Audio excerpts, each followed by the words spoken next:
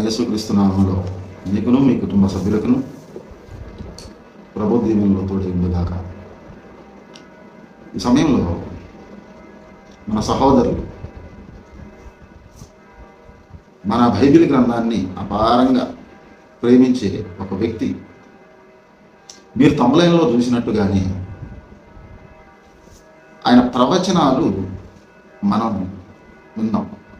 ఆ ప్రవచనాలు విన్న తర్వాత ఆ ప్రవచన సారాంశం ఏమిటో అని పరిచయం చేద్దాం మన స్టైల్లో. ఓకే, ముందు ఆయన గారి వీడియో చూద్దాం. ఆయన గారు ఎవరనుకుంటున్నారా?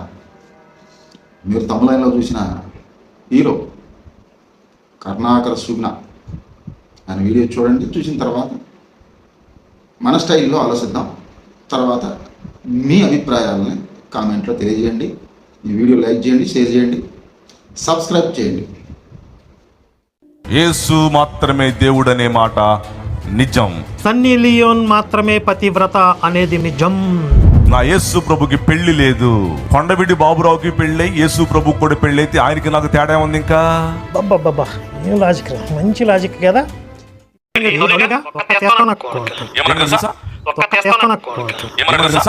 సన్నీ లియోన్ మాత్రమే పతివ్రత అనేది నిజం.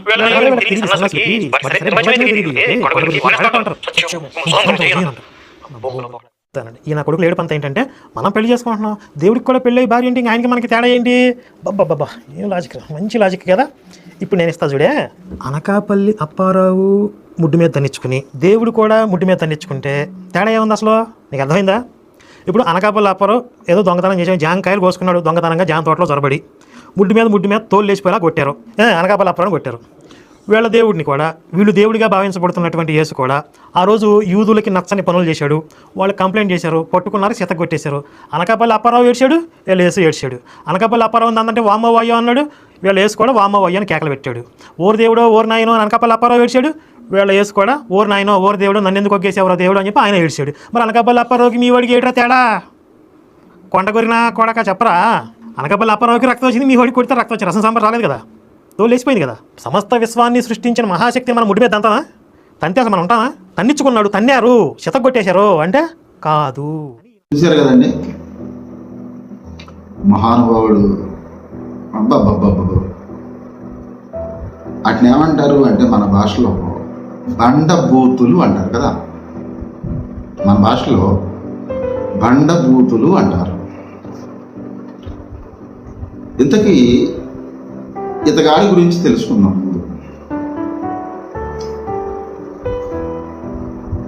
ఈ నల్లట్ట పుస్తకం అంటాడు కదా,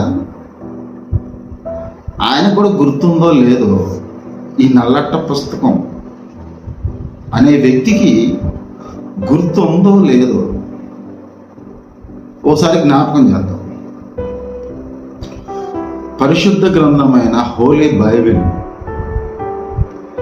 ఈ బైబిల్ గ్రంథం లేకపోతే నువ్వు ఎవడవి ఈ ప్రపంచానికి, లేదా తెలుగు రాష్ట్రాలకు, హైందవ సోదరులకు, క్రిస్టియన్ సోదరులకు, లేదా ఇతర మత గ్రంథాలు, ఇతర మత విశ్వాసాల కలిగిన వాళ్ళకైనా నువ్వెవ్వడవి తెలుసా? నీ గురించి ఎవరికైనా తెలుసా? ఇతనండి ఏ పని చేయడానికి సరైన చదువు లేదు, పని రాదు, ఎవరు ఉద్యోగం ఇవ్వలేరు. ఎందుకంటే చదువు లేని వాళ్ళకి ఉద్యోగం ఎవరిస్తారు? అయితే తెలివైనోడని చెప్పచ్చు. ఎవరు సలహా ద్వారాగో, ఎక్కడ ఏ పని దొరక్క, ఏ ఉద్యోగం లేక, ఎవరు సలహా చెప్పారో ఏమో తెలియదు, కానీ ఆ చెప్పిన ఆయన మహానుభావుడు. నీకేమొచ్చు అని అడుగుంటాడు. నాకు బైబిల్ గురించి కొద్దిగా తెలుసు, కొద్దిగా, అంతా కాదు కానీ కొద్దిగా తెలుసు అని ఉంటాడు. వాటికి తోడు నేను కొన్ని కొటేషన్స్ ఇస్తాను. మన తెలుగు రాష్ట్రాల్లో హైందవ మెజారిటీ ఎక్కువ. ఈ హైందవ మెజారిటీ సపోర్ట్ తీసుకుంటే, వాళ్ళని కన్విన్స్ చేయగలిగితే నువ్వు హీరో అవుతావు అని ఒక ప్లాన్ చెప్పుకుంటారు. అందుకని ఈ మహానుభావుడు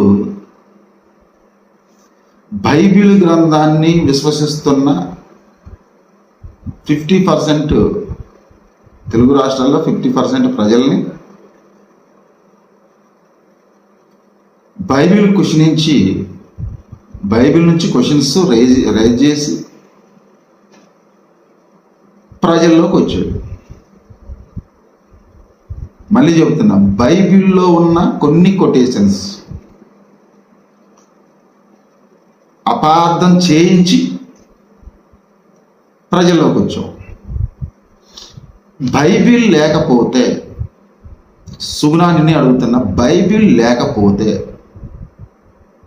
నువ్వెవ్వడవి? చూస్తున్న ప్రజలు మీరు కూడా ఆలోచించండి. ఈ బైబిల్ గ్రంథాన్ని నల్లట్ట పుస్తకం అని హేళనగాను అవమానకరంగాను మాట్లాడుతున్నాం. అయినా కొందరు మన ఇండియాలో విభిన్నమైన అభిప్రాయాలు, విశ్వాసాలు, మతాలు, ఒక కమ్యూనిటీని లేదంటే ఒక విశ్వాసాన్ని అంతగా దూషించటం న్యాయం అంటారా? మీరే ఆలోచించాలి. మీ విఘ్నతకి వదిలేస్తున్నా. న్యాయమా? అది మంచిదేనా? విన్నారు కదా ఆయన ఎలా మాట్లాడుతున్నారు. సరే, ఆ సహోదరుడిని మనం ప్రేమిద్దాం, ఎందుకంటే మనకు బైబిల్ నేర్పింది అది. ఒక్క మాట అయితే నేను చెప్పాను, బైబిలే తనని సెలబ్రేటింగ్ చేసింది అని నేనంట. బైబిలే నిన్ను బ్రతికిస్తుంది అని నేనంట. ఈ బైబిల్ గ్రంథమే నీకు జీవనోపాధి అని నేనంట. కాదనగలరా? ఈ బైబిల్ గ్రంథం లేకపోతే హైందవ సోదరులు నిన్నెవడు దేకేవాడు, నిన్నెవడ పట్టించుకునేవాడు? ఈ హైందవ సోదరుల పట్ల నమ్మకం కలిగించడానికి మొదట్లో బైబిల్ని, యేసువారిని, దేవుణ్ణి తిట్టావు. అప్పుడు నీకు అవసరం హైలైట్ అవ్వాలి కాబట్టి సరే ఎక్కావు కదా, అనుకున్నవన్నీ సాధించావు కదా, ఇంకా ఎందుకు అవసరం? ఇప్పుడు నువ్వు వాడిన పదాలు, వాటిని బండబూతులు అంటారు మన తెలుగు వాళ్ళు. సరే, ఇక్కడ పురాణ గ్రంథాల్లో చూద్దాం. వాటిని విమర్శించాలని కాదు, కానీ ఇప్పుడు నువ్వు పురాణ గ్రంథాల పక్షాన నిలబడి మాట్లాడుతున్నావు కదా, వాటి మీదైనా విశ్వాసం ఉందా? ఆ దేవదేవుళ్ళ మీదైనా నమ్మకం ఉందా? ఉంటే ఇప్పుడు నువ్వు పలికిన పదాలు, నువ్వు మాట్లాడిన బూతులు తప్పని ఆ గ్రంథాలు చెప్పట్లేదా? ఆ గ్రంథాల ప్రకారం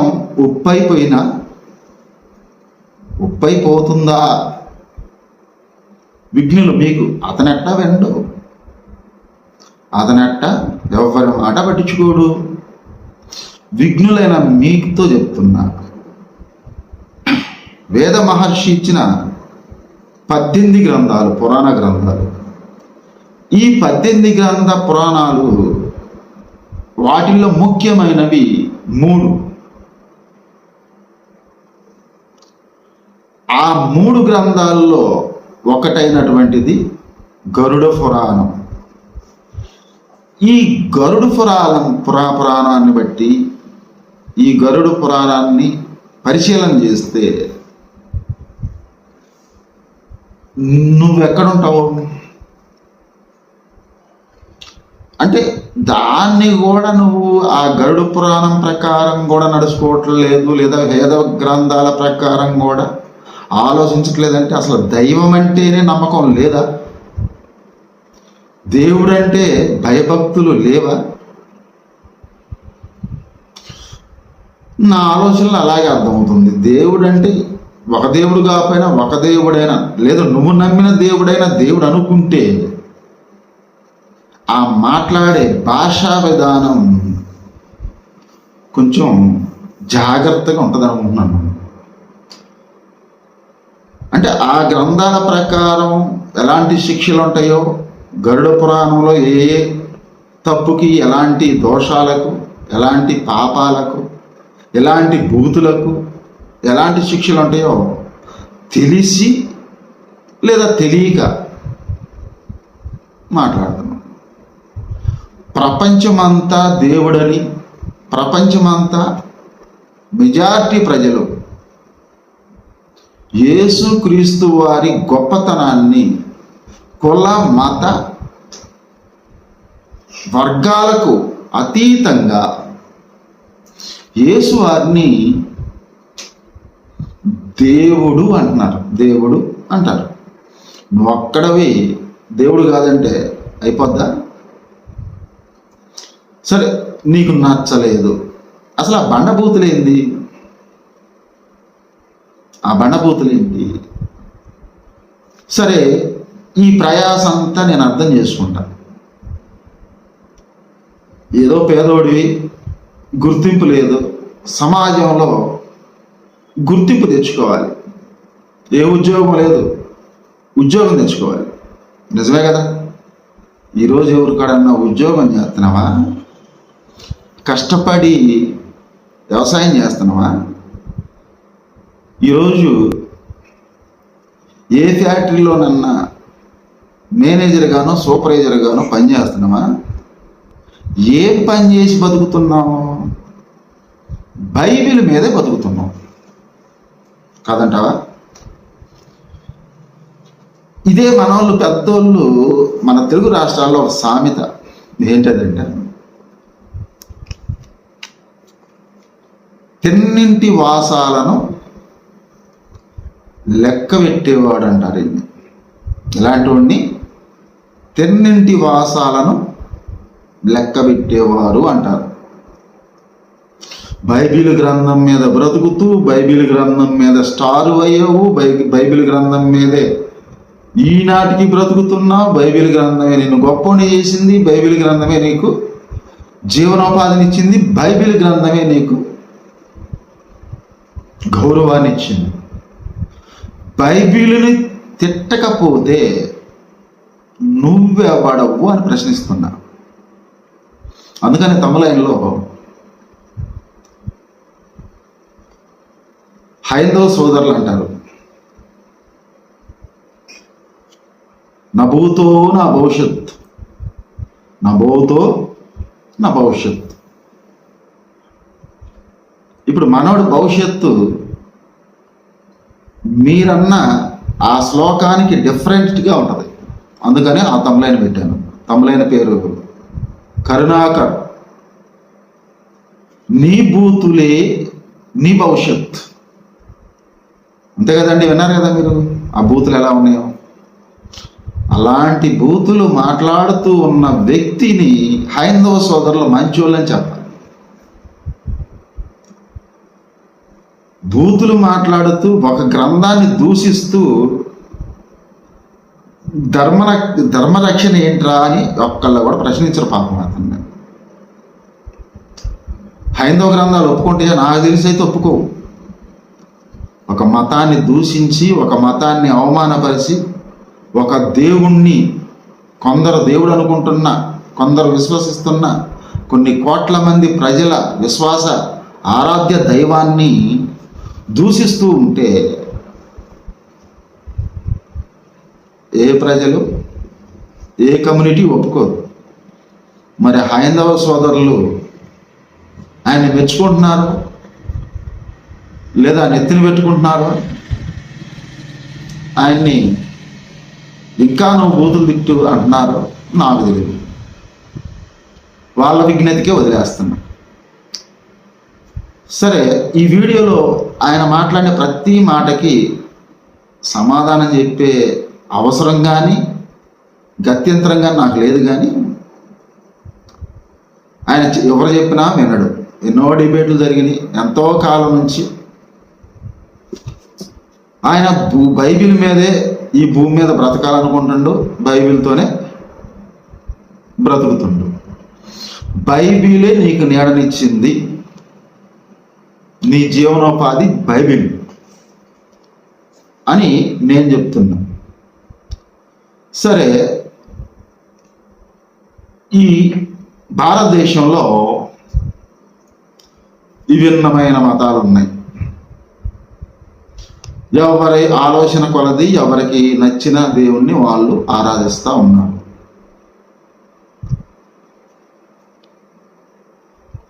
ఎండ్ ఆఫ్ ది దేవుడు ఒక్కడే. నమ్ముతావా? ఎవరు అనుకున్నాళ్ళైనా సరే దేవుడైతే ఒక్కడే కదా. ఎలా చెప్తాను అంటే,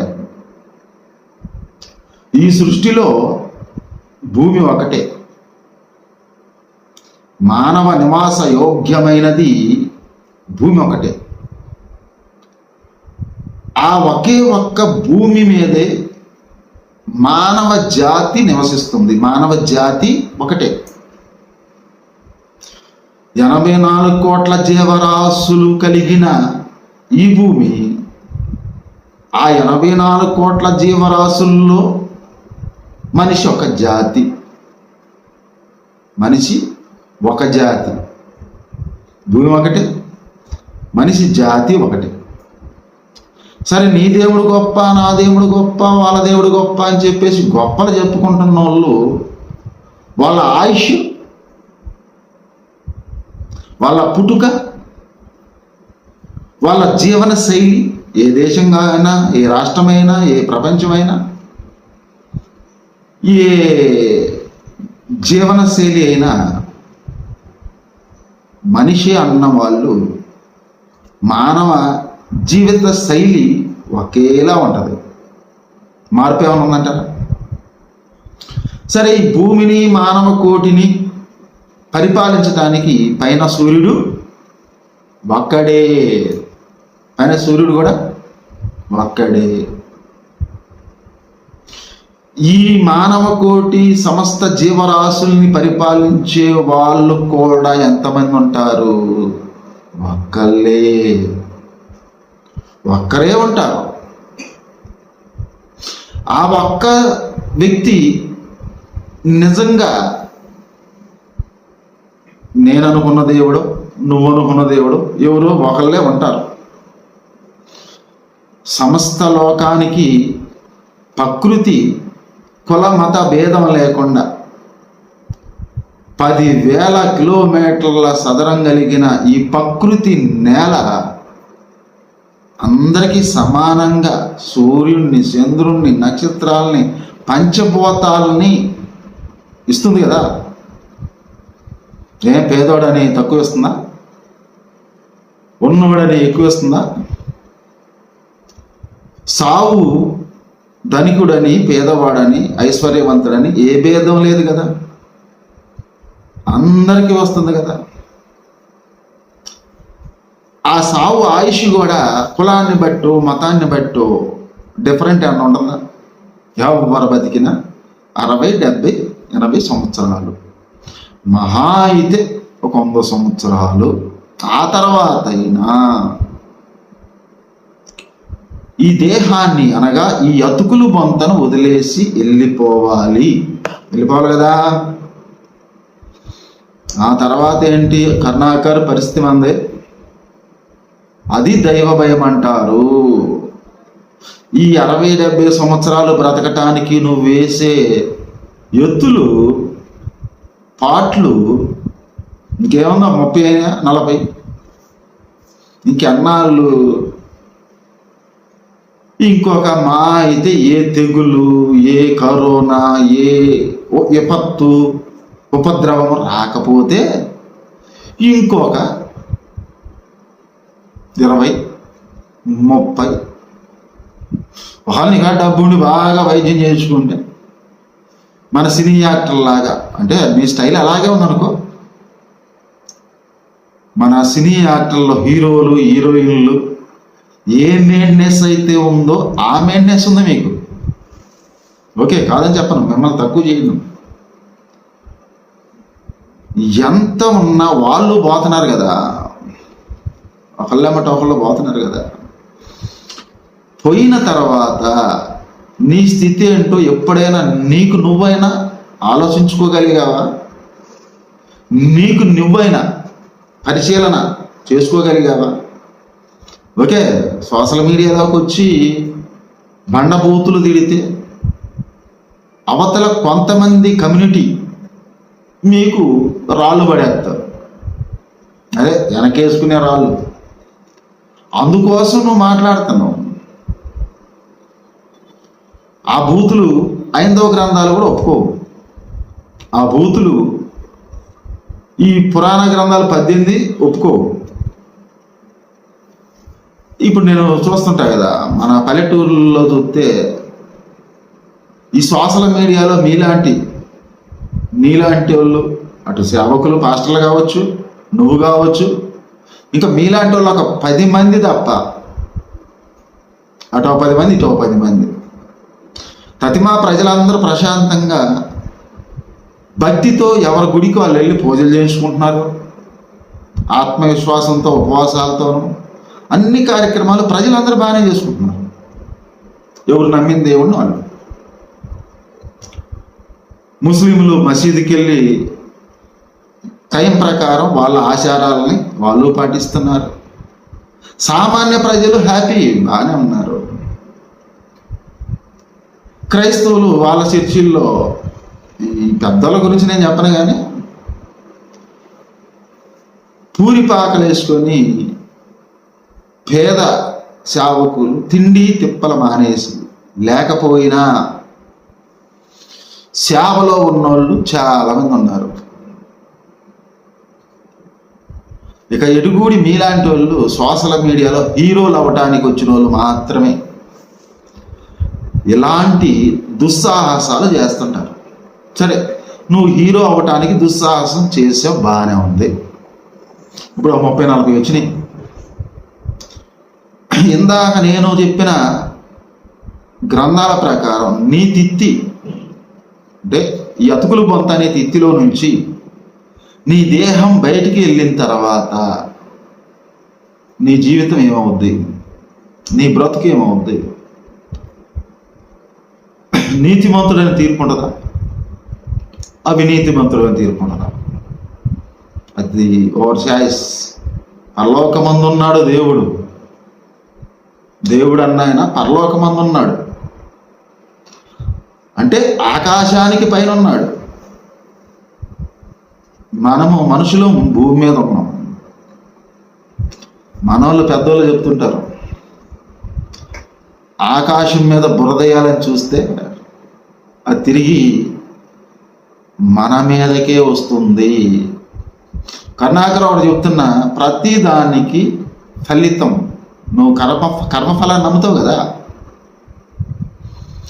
ఇప్పుడు నువ్వు చేసే నీ పనికి, నీ పనులన్నీ, నీ ఉద్దేశం, నీ ఆలోచన హైందవ సోదరులకు, హైందవ జనాంగానికి తెలియకపోవచ్చు.